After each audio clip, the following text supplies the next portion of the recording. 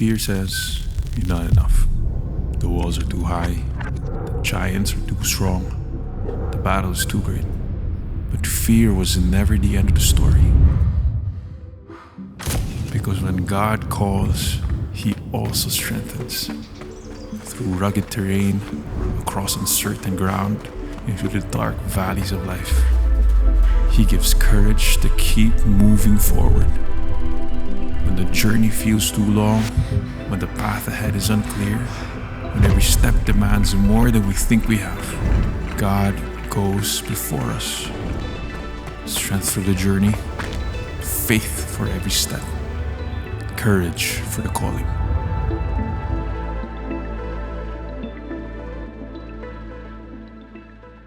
For the journey, faith for every step, courage for the calling.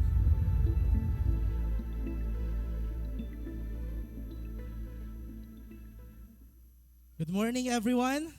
Welcome to Victory Mangaldan. We honor God and we make disciples. Welcome to our 9 a.m. service. My name is Chris. I'm one of the campus missionaries here in Mangaldan. And it is a privilege to end our series. Grabe, alam nyo ba, we are now on our 4th week. Grabe, di ba? Patapos na tayo. And magkakaroon lang tayo ng konting recap. But before that, can you just flash a smile and say good morning to the person seated next to you? Grabe no, pabago-bago yung panahon natin, umiinit, umuulan, but praise God, we are here all together. And naaalala nyo pa ba kung ano yung week 1 natin? Okay, bibigyan ko kayo ng glimpse. Okay, flash natin. Ito yung week 1 natin. Ito yung pinag-usapan natin sa ating week 1. We talk about Joshua. Okay? The life of Joshua. Do you know that person? That is Joshua. Okay. Yan talaga si Joshua. When Moses died, Joshua became the leader of Israel. Okay? Ngayon, alam nyo na kung ano itsura ni Joshua, no? Okay, the second one, alam nyo ba kung ano yon? Okay, we've talked about the wall of Jericho. Okay, nakikita nyo ba yan? Nasira yan because of course, the faithfulness of God. Bakit ang daming tumatawa? May nakakatawa ba dyan sa picture ng Jericho? Okay, and then the third one, naalala nyo pa ba yan? Ano yung nasira at ano yung na-conquer na city? The city of Ai. Okay, diba? So makikita natin dito na medyo related sa mga Pilipino, no? Kilalang-kilala talaga. Okay, kilalang-kilala natin kung ano yung mga nangyari dito. But now, we're gonna talk about the ending. Okay, the life of Joshua and the faithfulness of God and His covenant. So ito yung pag-uusapan natin about week 4, the strength to faithfully serve the Lord.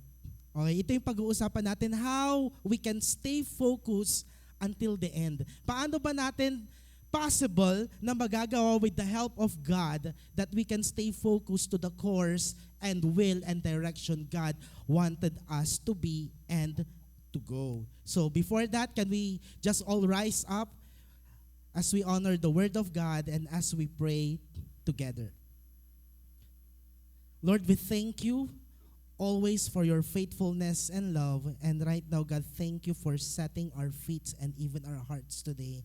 May your word always permeate, Lord God, inside of us. And may you speak to us, God, on how, Lord God, you love us and how the things, God, that you are doing, Lord God, will have a good result someday. Maraming salamat po, Lord. Give us faith to believe in you until the end. All of this in Jesus' name. Amen and amen. So we can now take our seats. Pag-uusapan na natin ang ending, okay? Pag-uusapan na natin ang katapusan. Siguro kung nanood kayo ng mga movies, may mga paborito kayo kasi maganda yung ending. Pero meron ding mga series kayo sigurong napanood na medyo parang bakit hindi yun yung gusto kong hindi ganun yung gusto kong ending. Pero what's your take when you hear this famous line na I think naman alam ng lahat? Ano yung pwede mong isipin pag narinig mo to or nabasa mo to? And they live happily ever after. Napaka-familiar, no? Bata pa lang tayo, siguro nabasa na natin to, napanood na natin to, but on our lives today, do you still believe on this ending? And they live happily ever after. Sino dito ganito yung gusto niya? Meron ba? Anyone? Meron pa rin, no? Kamusta yung iba? You don't want this kind of ending? Ayaw nyo ba to? Di ba may mga nagtaas pa rin? Or yung iba parang, Chris, sa tanda ko na to, parang hindi na yata yan mangyayari. I've so many lives that had been shattered. I've so many lives, na hindi naman ganyan yung ending ng kanilang buhay. But itong happily ever after, still possible pa rin ba? Ito yung pag-uusapan natin today. The life of Joshua and how God became so faithful over his life. So meron akong i-share sa inyo na 4 na bagay. I was so inspired by the sharing, di ba? Kung natatanda nyo, week 1, week 2, week 3, sobrang ganda ng mga preaching natin, ng word ni God. I remember may mga 4E's pa si Pastor, di ba? 4D's, ganon. Even Kuya Xander, di ba? Kung nandito kayo nung second service, kaya sabi ko, okay, gayahin ko nga sila. Gagawa din ako ng 4 na bagay. 4 things that we need to know through the course and life of Joshua. The first one is the journey, the challenges, the command, and the decision. Ito yung pag-uusapan natin ngayon. First one is the journey. Sino dito gustong-gusto mong mag-travel? Pero walang pera. Diba? Meron ba kayong mga dream destination? Pero kung may pera lang sana, sino dito talaga, you really wanted to have a journey, with your family, with your friends? I remember, saan ba yung pinakamalayo at matagal mong napuntahang biyahe? Naalala nyo pa ba? Meron ba kayong pinakamalayo na biyahe na pagod kayo? Saan? Okay, sa Manila. Sa Manila, 10 hours ang doon minsan eh. Okay, yung pinakamalayo mong napuntahang lugar. Pero sabi mo pagdating doon, kahit sobrang pagod na pagod ka na, or sobrang layo, sasabihin mo worth it.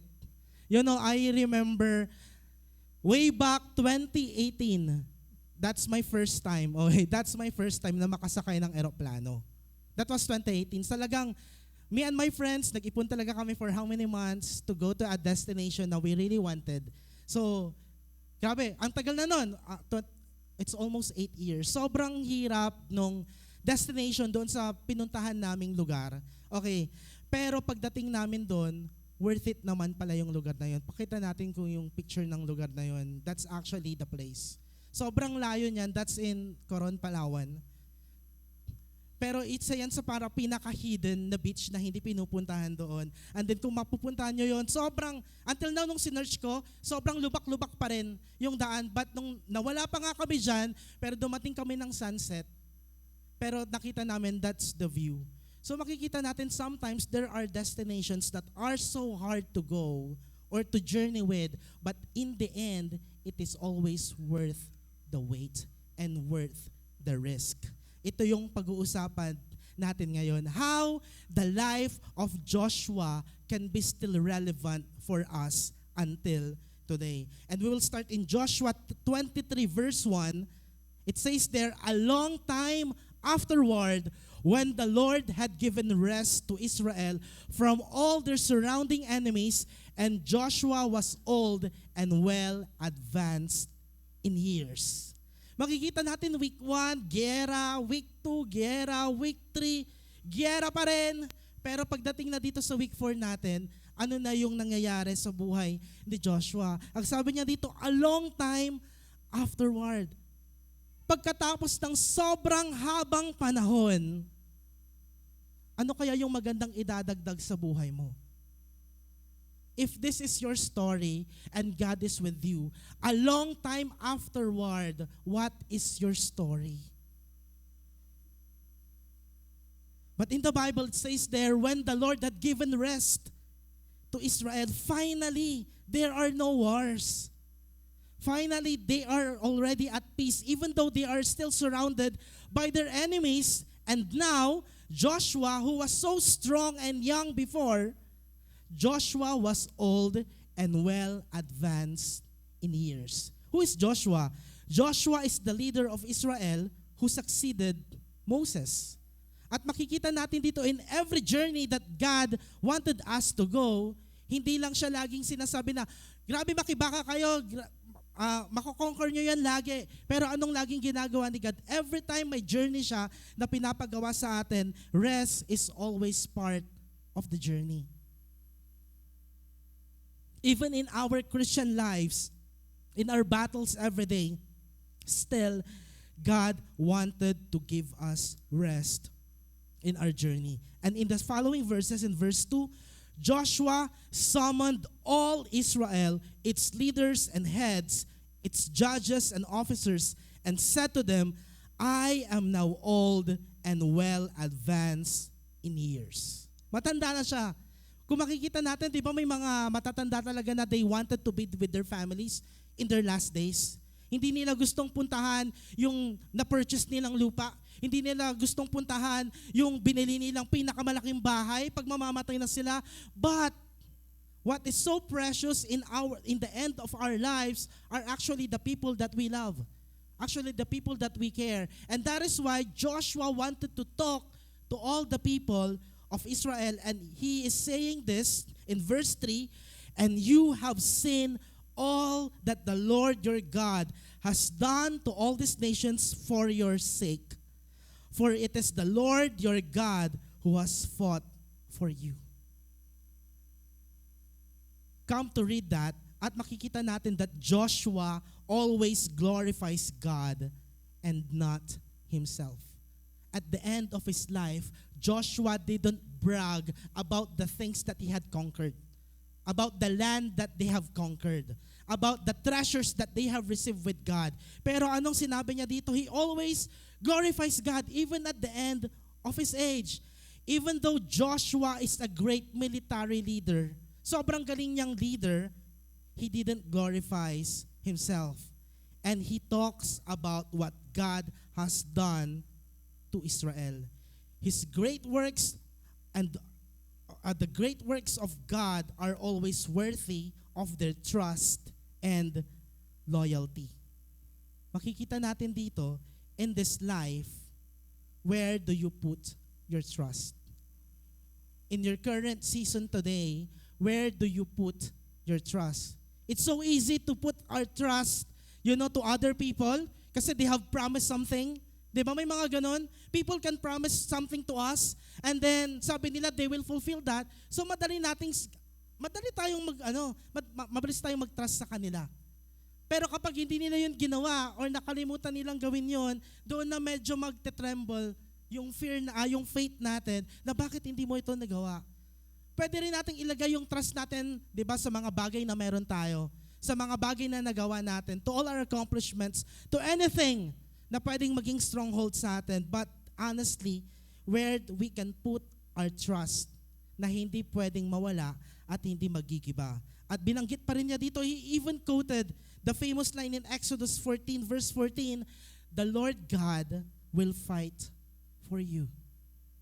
For it is the Lord your God who has fought for you. Hindi niya sinabing because of Joshua's greatness, nanalo sila at na-conquer nila lahat at natalo nila ang kanilang mga enemies.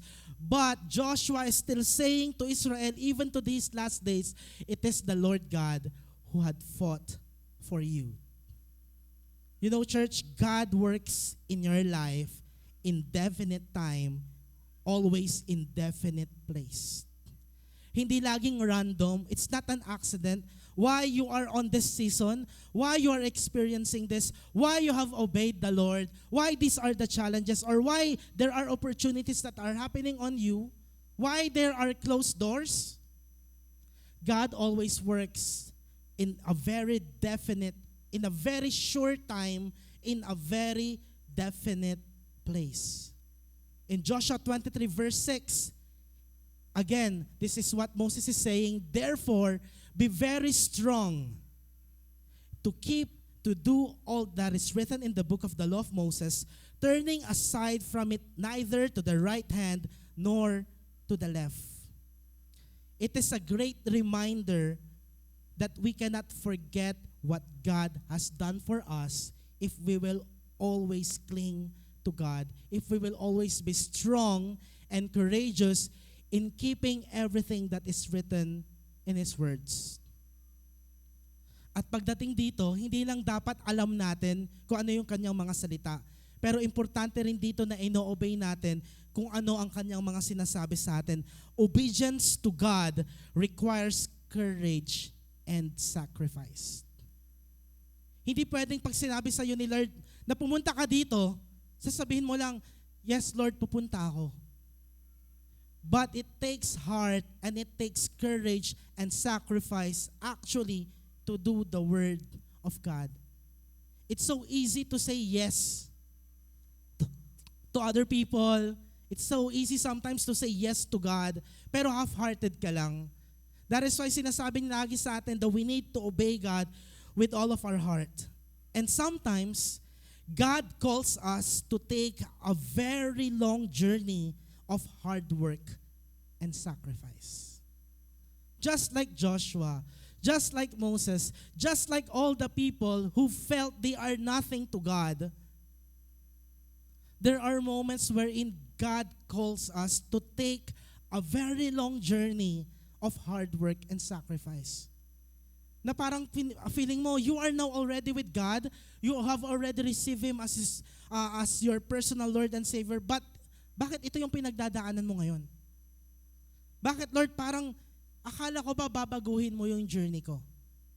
Have you ever felt those things? Joshua, pwedeng sabihin naman ni Joshua kay God na, Lord, sobrang dami naming kaaway. Sobrang daming gustong sumira ng iyong nation. Pwede bang patayin mo na lang silang lahat? Pwede naman ganun yung sabihin ni Joshua. But he obeyed the very long journey of hard work and sacrifice. The question is, during this kind of season, can we still be obedient to God? Or madali nating sasabihin na I quit. Ayoko na. Ayoko nang gawin yung will mo, Lord. Ayoko nang sundin kung ano yung pinapagawa mo sa akin, Lord. And sometimes, pwede mong sabihin yun, you can even question the Lord. Kapag feeling mo everything is falling apart, when you felt that nothing is changing, we've really felt that. There are actually seasons wherein I felt that. At meron nga tayong mga bisita dito from Tayug. Tama ba? Di ba? Tayug lahat kayo? Or from Tayug or Daneta. Okay? From 10 days, shinare ko na nga dati na there are really moments in my life during our 10 days, before our 10 days, na feeling ko, Lord, hindi ka naman gumagalaw.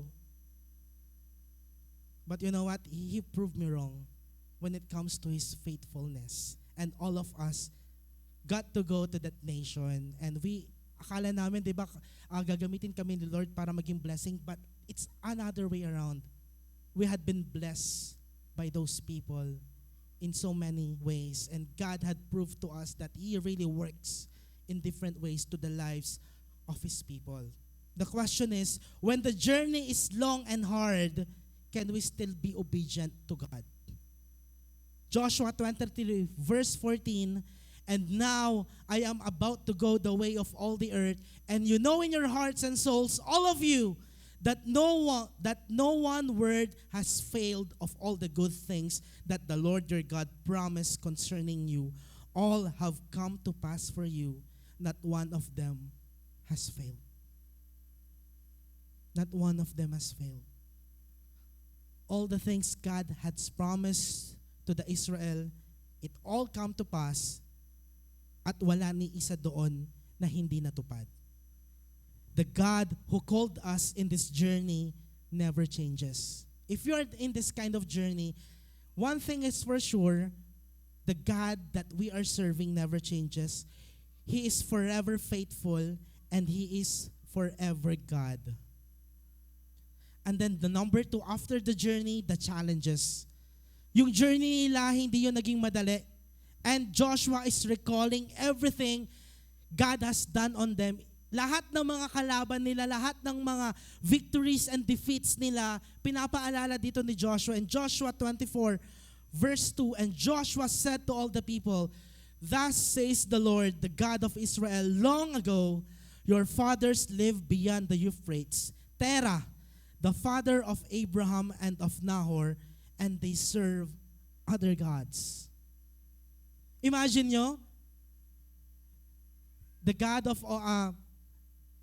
Abraham, the God of the father of all nations, bago siya kinol ni God, Galing siya sa isang pagan family na iba yung wino-worship.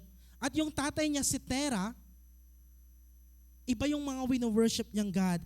They serve other gods. Abraham ancestors worship other gods. But still, God called Abraham. Now, can you go back and check your family tree? Pwede mo bang alalahanin yung family tree mo ngayon? Ikaw ba yung unang-unang Kristiyano sa family mo? Are you the first person in your family, in your clan, who became Christian? Not self-proclaiming Christian, but a real Christian who had been changed by God. Are you the first person in your family na nakakilala kay God? Or ikaw ba yung product ng prayers ng mga kamag-anak mong Kristiyano? They've prayed for you, you will never know. They've prayed for you, they are praying for your family, but still, God had called you. Same with Abraham. The faithfulness of God is always the same also with us. And now, Joshua is telling the Israel that God is so faithful even though our ancestors are not. But because you have come to know Him, we need to obey the Lord. And then pinaalala niya pa dito in verse 3, Then I took your father Abraham from beyond the river and led him through all the land of Canaan and made his offspring many. And I gave him Isaac. And there are challenges along the way. God wanted Abraham to sacrifice his one and only son, Isaac. In verse 4, And to Isaac I gave Jacob and Esau, and I gave Esau the hill country of Seir to possess, but Jacob and his children went down to Egypt. At dito rin pumasok yung great famine. Maraming challenges na nangyari dito. Dito nangyari si Joseph the dreamer, na anak ni Jacob. Dito nangyari yung 12 tribes of Israel. And then in verse 5, And I sent Moses and Aaron, and I plagued Egypt with what I did in the midst of it, and afterward I have brought you out. Remember the challenges of our Christian life in the past. Naalala nyo pa ba yung mga problema na pinagdaanan natin, or may mga pinagdadaanan pa rin kayo mga problema ngayon? But you know what? In every challenges, there's always a way out. God's way, not our own ways. If we do it on our hands, if we do it on our might, there are tendencies that it will fail. There are tendencies that it will not stand up until the end. But when we rely on the will of God, if we rely on His ways, for sure, challenges are not there to break us, but they are there to mold us. The challenges God sometimes giving us are actually not to break us, but actually they are there to mold us into something greater. Far beyond our lives will be the purposes of God. And then the number 3, the command.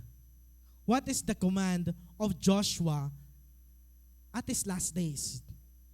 If you will be on your last days, if you will be old and gray, ano yung mga sasabihin mo sa mga mahal mo sa buhay? In verse 24, verse 14, Now therefore, fear the Lord and serve Him in sincerity and in faithfulness. Put away the gods that your fathers served beyond the river and in Egypt, and serve the Lord. At his last days, Joshua is still commanding Israel not to turn away from God.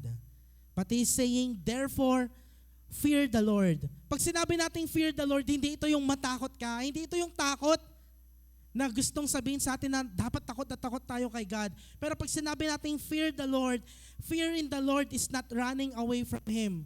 Fear the Lord is loving the Lord, being amazed to His greatness.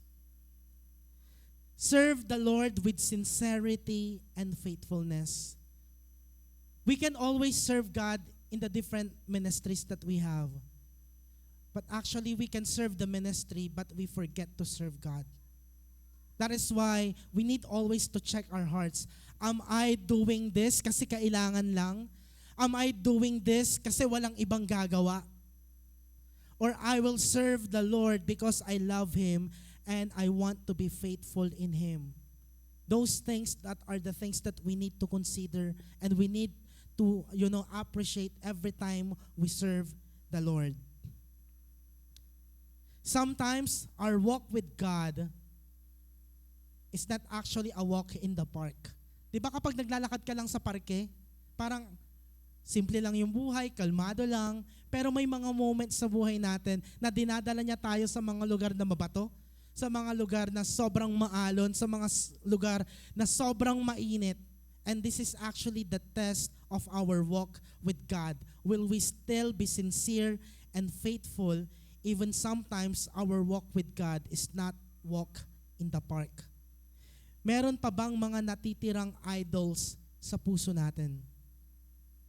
Because ang sabi niya dito, put away the gods that your fathers served beyond the river and in Egypt, and to serve the Lord. Sometimes, the things our parents are doing that are not pleasing to God, once we became Christian, there are tendencies na akala natin hindi natin magagawa, pero magagawa pa rin pala natin because we have saw it, because we have experienced it. That is why they're saying, put away the gods that your fathers serve beyond the river and in Egypt, and serve the Lord. Joshua 24 verse 15, and if it's evil in your eyes to serve the Lord, kung feeling mo, ayaw mong iserve si Lord, choose this day whom you will serve. Sino yung isa-serve mo kung hindi si God? Whether the gods your fathers serve in the region beyond the river, or the gods of the Amorites in whose land you dwell. But this is, the heart of Joshua. But as for me and my house, we will serve the Lord. Serving the Lord means loving the Lord. Serving the Lord means honoring the Lord. Serving the Lord means worshiping the Lord. Serving the Lord means preaching and sharing the gospel. Serving the Lord means praying for other people so they can know God. There are many ways how we can serve the Lord. You know what? There will be no alternatives in our Christian lives. Wala tayong pwedeng sabihin na isa-serve ko si Lord pero isa-serve ko yung money. Isa-serve ko si Lord pero isa-serve ko yung ibang tao apart from God. There's only one direction in our lives, and that is serving the Lord. The question now is, who holds the eternal life? If you are serving other gods, other people, the question now is, who holds eternal life? Sino ba yung humahawak ng eternal life? And if you felt na boring mag-serve kay God, and if you felt na hindi worth it mag-serve kay God, the question now is, who holds eternal life? Who saves people? Who changes people for good? It's always God. That is why every time we serve the Lord, whether simple lang yun, it is always worth the risk. It's always worth the serve in holding to the promises and the works of God. And then what is the response of the people? Nung narinig nila to na Joshua and his household will serve the Lord, what is their response? In verse 18, Joshua 24, ang sabi nila, therefore, we will also serve the Lord, for He is our God. Bigla nila tong sinabi, ang dali nilang sinabi. But you know what? Joshua questioned them. Sigurado ba kayo? Do you really wanted to serve God? Or narinig nyo lang kasi sinabi ng mga katabi nyo na you wanted to serve God? Kasi nagtanong kanina si Chris dito, do you want to serve the Lord? Ang daming nag-amen eh. Ang daming nag-yes. Kaya sasabihin ko, yes na rin. Ganito yung naramdaman ni Joshua. Joshua insisted that Israel cannot do it. Kahit nag-yes yung mga tao sa kanya, sabi ni Joshua, sure kayo? Sure ka ba talaga na masaserve mo si Lord? You know what? God is holy and God is a jealous God. Are you really sure in serving the Lord? Sure ka ba na hindi ito lip service? Not because your friends say so. But you know what? Naalala ko may nagkwento sa akin. Nung mga lumang panahon, every time they do altar call, kapag may mga nagpapatayo na mga pastors na sinasabi nila, who among you here wanted to accept the Lord? Can you just raise your hands? Tapos may mga nagtaas ng kamay. Tapos uulitin na naman, nahulog na eh. Tapos uulitin na naman ng pastor, ibaba nyo yung kamay nyo. Ibaba nyo yan kasi hindi totoo na nagtataas kayo ng kamay. Sigurado ba kayo na gusto yung itaas ang kamay nyo? Sigurado ba kayo na gusto nyong sundan si Lord? Sigurado ba kayo na with all of your heart, yes talaga yung sagot mo? And now, Joshua is actually challenging the people. Are you sure? Hindi lang ba dahil sinabi ko? Hindi lang ba sinabi ng pastor? Hindi lang ba sinabi ng campus missionaries? Sigurado ka ba?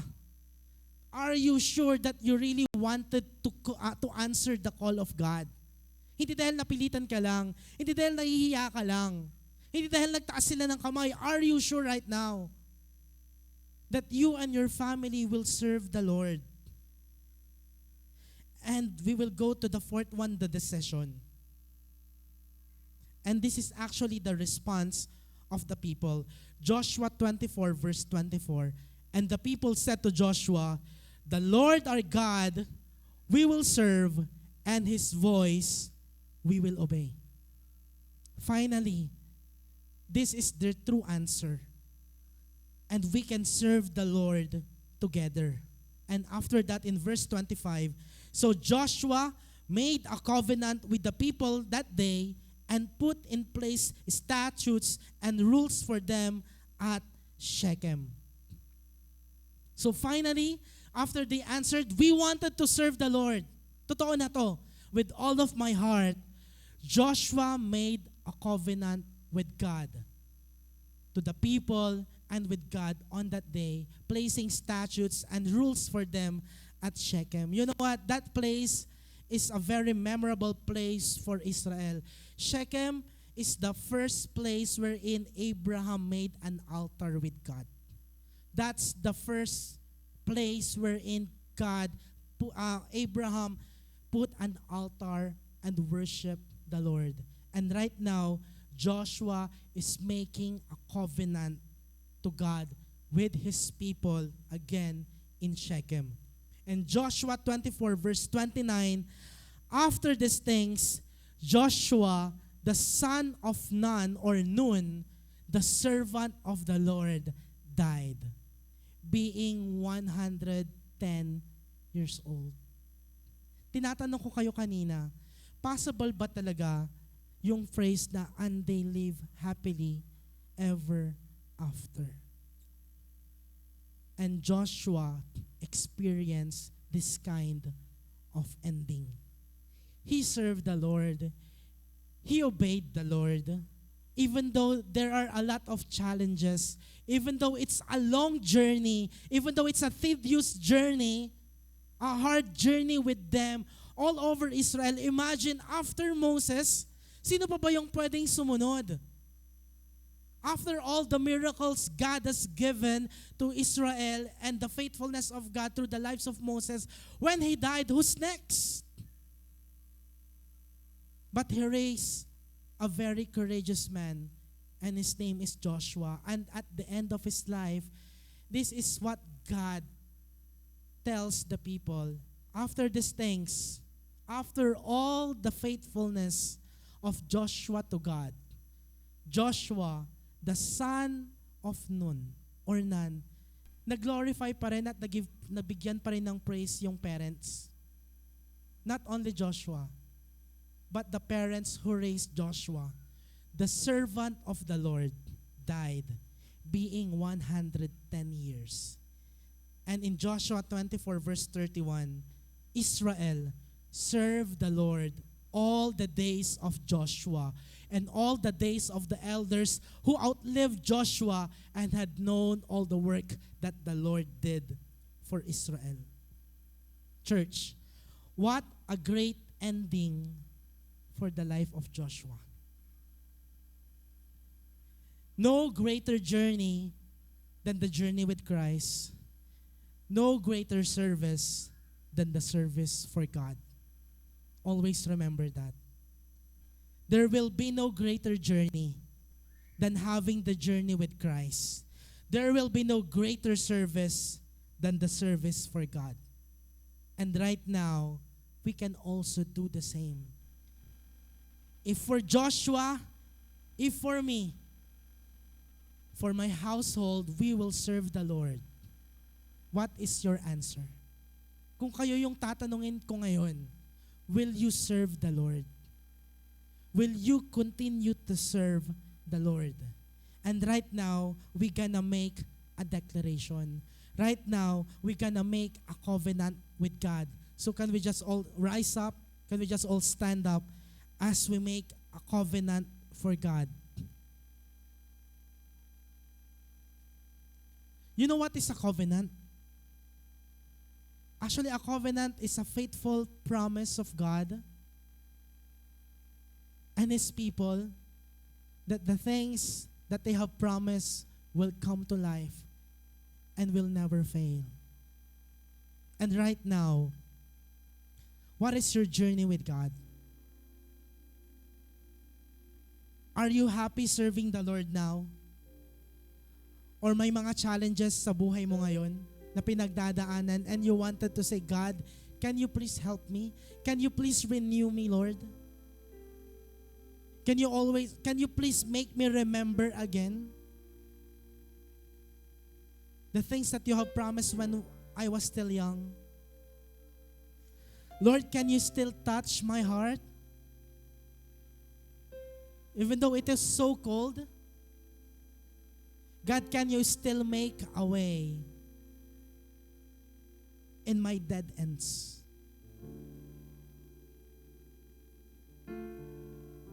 You know, in every failure, God is faithful. We have talked about that last week. His grace is overflowing still in every failures. In every people who have come to know God. And then along the way, yun, nanlamig, nag-quit, nag-backslide. And then here you are again. Maybe you are that person. There are, season in your lives wherein you felt you are such a big failure. Na sinasabi mo, Chris, I'm not Joshua. Hindi ako si Joshua. I'm not strong. I am not courageous. And I will never be like him. You might not be just like Joshua, who is strong and courageous. Pero pwede tayo maging Israel. We still say, at the end, we will serve the Lord. Even though I am fragile, even though I am weak, even though I am not always strong, even though I am not always strong and very courageous, we will make a covenant and declaration today. Are you willing to have the covenant with God? Just like Joshua. In Joshua 24 verse 15, but as for me and my house, we will serve the Lord. Are you ready to serve God today? Are you ready to serve God starting today? Can you just please close your eyes so that you might not feel people will bother you, people will think about your decision today. As you close your eyes today, we will make a covenant with God. If you wanted to make a covenant with God and you wanted to declare this, as for me and my house, we will serve the Lord, can you boldly raise your hands towards heaven? And we will make a covenant with God, or we can renew our covenant with the Lord today.